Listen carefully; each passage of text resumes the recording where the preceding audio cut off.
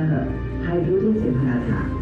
साथ ही इसमें अन्य भारी तत्वों कार्बन, नाइट्रोजन और लोहे की थोड़ी मात्रा थी।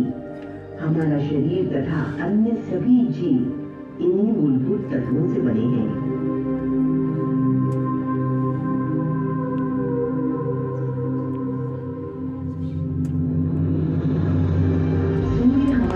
से बिल्कुल अलग है। हालांकि यह हमारी पृथ्वी की तरह ठोस नहीं है जहां हम पैर रख सकें, फिर भी इसकी एक दृश्य सतह है। गर्म सूप की किसी प्रकांड गेंद की तरह नजर आने वाली इस सतह को फोटोस्फीयर कहते हैं। इस दृश्यमान सतह का तापमान लगभग 5500 डिग्री सेल्सियस होता है। किसी घरेलू ओवन की तुलना में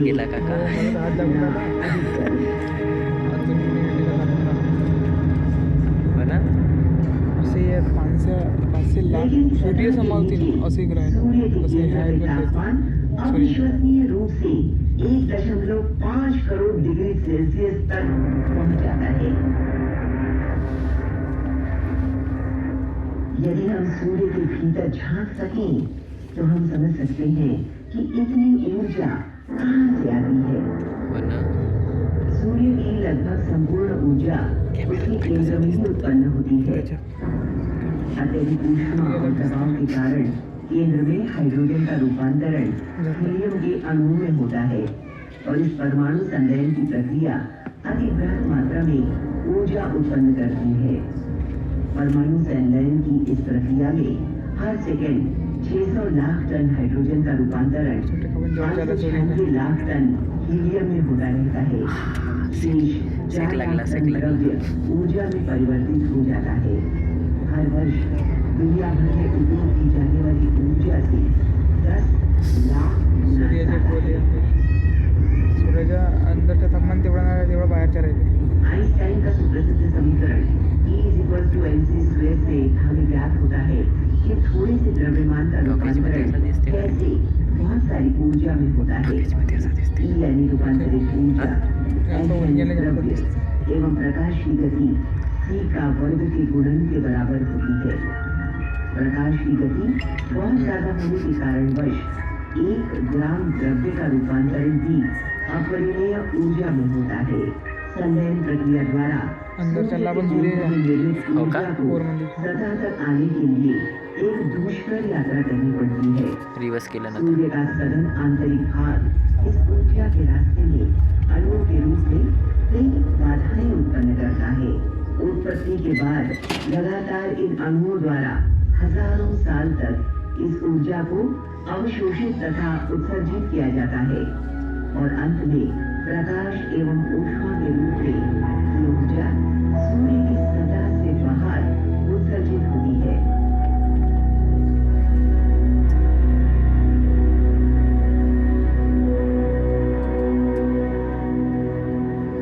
यहाँ से ऊर्जा सूर्य के कोरोना नामक विरल वातावरण से अंतरिक्ष गहराइयों में निर्बाध यात्रा करती है।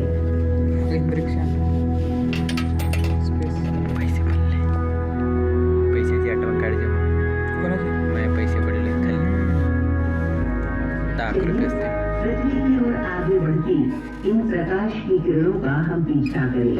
पृथ्वी तल तक पहुंचने के लिए इन किरणों को केवल 8 मिनट हो सकता है। अपने रास्ते में ये किरणें मानव निर्मित उपग्रहों से टकराती रहती हैं। सूर्य के निरंतर अध्ययन के लिए संयुक्त राज्य अमेरिका, यूरोप और जापान इन देशों ने सोहो, स्टेरियो तथा सोलर डायनामिक्स ऑब्जर्वेटरी जैसी वेधशालाओं का निर्माण किया है। अंतरिक्ष में स्थित ये वेधशालाएं सूर्य से निकलने वाली एक्सरे, पराबैंगनी और अवरक्त किरणों का अध्ययन करती है, जो कि धरातल से संभव नहीं हो पाता। सौभाग्य से पृथ्वी का वातावरण इस प्रकार की किरणों को अवशोषित करता है, अन्यथा एक्सरे और पराबैंगनी जैसी किरणें नाजुक जैविक कोशिकाओं को नष्ट कर देती।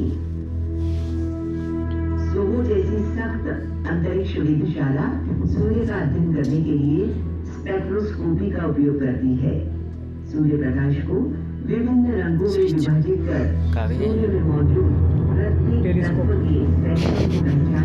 हम सूर्य चूतिया की ना। रासायनिक संरचना का खुलासा कर सकते हैं। अबे टेलीस्कोप अभी ऊर्जा वाले दूरबीन होती थी। अबे नहीं तो टेलिस्कोप नहीं, इंटरनेशनल टेलिस्कोप तो वाला टेलिस्कोप बोला पृथ्वी के याना वातावरण से पूर्ण गुजर बाहेर सकती दिसते है। कम ऊर्जा टेलिस्कोप वाले केला ना तरंगों का अध्ययन चीन केला जैसे ILM जैसी दूरबीनों द्वारा किया जा रहा है। थोड़ा ब्लर है इस तरह से हम है ना? सौर वातावरण का अध्ययन कर रहे हैं। HD नहीं है।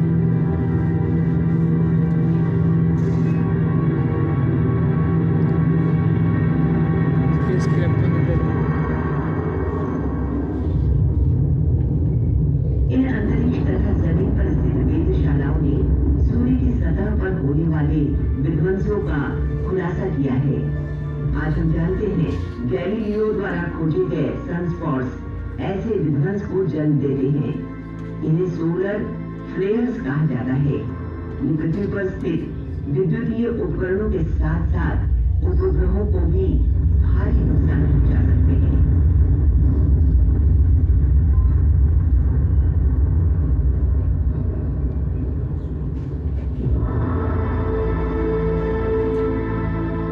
सूर्य जैसे अन्य सितारों के अवलोकन से विध्वंसक ताकत के सुपर फ्लेयर्स के खतरे को उजागर किया है।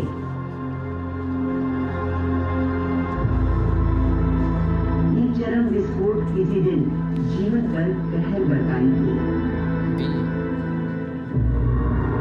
सूर्य से इस तरह के प्रकोप की संभावना बहुत कम है, पर असंभव नहीं। हालांकि बेहद शक्तिशाली और संभावित विनाशकारी सूर्य हमारी धरा की भलाई के लिए एक जरूरी ताकत है।